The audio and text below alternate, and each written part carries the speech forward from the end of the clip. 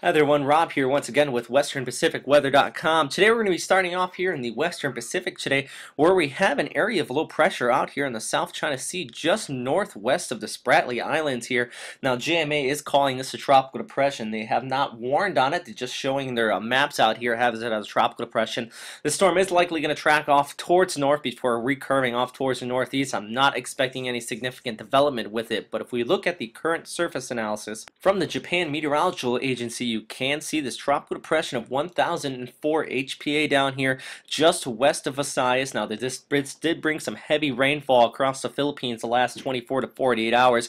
Over 100 millimeters of rainfall did fall in many of the locations across Visayas here, including the island of Leyte. I saw some reports out of there about 100 to 120 millimeters of rain, and also in Manila International there, also seen upwards about 70 to 80 millimeters of rainfall in the past 24 hours. But good news, that's drifting away from the Philippines. Looks like some dry air is wrapping in around it, but bad news, looks like Vietnam could be seeing some heavy rains from this as well before it starts to turn off towards the northeast due to an area of high pressure coming out of Siberia here. But with that, it's going to be a lot of cold air pushing across much of Korea and Japan, dropping the temperatures down across the north here. But good news, it's really going to disrupt the organization of this possible tropical depression. It likely will track off towards the north here. That means a tropical depression here before recurving off towards the east, following this overall background flow with the polar front jet dipping down here towards the north. So good news, this system is going to remain disorganized. If we look at the vertical wind shear chart, once you get north of Luzon here, the numbers jump up extremely high, up to 50 to 60 knots of vertical wind shear across this entire region. So that's going to disrupt this system and really make it become disorganized. This could bring some continued rains here towards the Philippines and eventually some rainfall up towards Japan by Monday and the Tuesday, but at this time doesn't look like it's going to be anything tropical in nature. And even looking at the GFS outlook on this system, you see on Saturday you have this rainfall across much of the region here, even out towards the South China Sea where you have the center of circulation here. But as we look into Sunday and then eventually off here towards Monday, you start to see it develop and move off towards the northeast on the southern periphery of a high pressure off here towards the north. And then eventually as we get out towards Tuesday, you see it skirt the southern coast of Japan, bringing that rainfall.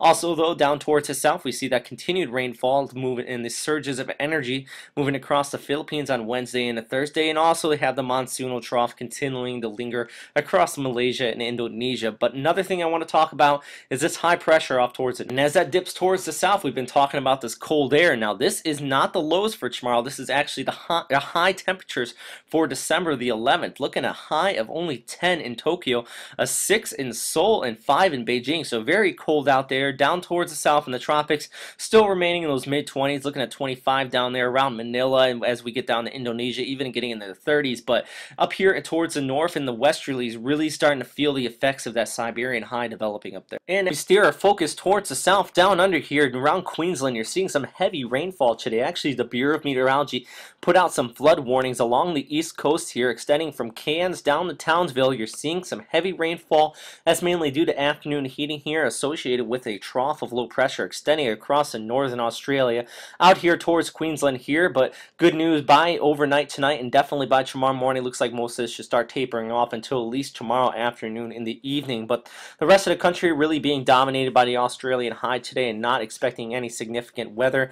And also, while we have the satellite picture up, looks like New Zealand is also going to be getting some heavy rainfall and even the potential for some thunderstorms out there as that low pressure continues to spin off there towards the southeast of Australia here. But good news, by Monday and the Tuesday, it looks like it should dissipate out, high pressure ridges in behind it. But bad news, by Tuesday and the Wednesday, it looks like another low is going to be pushing off here towards the southeast and could bring some more rainfall there towards New Zealand as well. But as far as that monsoonal trough, looks like it continues to linger here off towards the north of Australia, across Papua New Guinea, the Solomon Islands, and even out towards New Caledonia. You're seeing some rainfall with it, but nothing significant developing here in the near future as far as tropical activity. But that is all for today, everybody. Thanks again for listening here at WesternPacificWeather.com. If you have any questions, comments, or suggestions, please post them in the comment box below. And thanks again, everybody. Have a great weekend.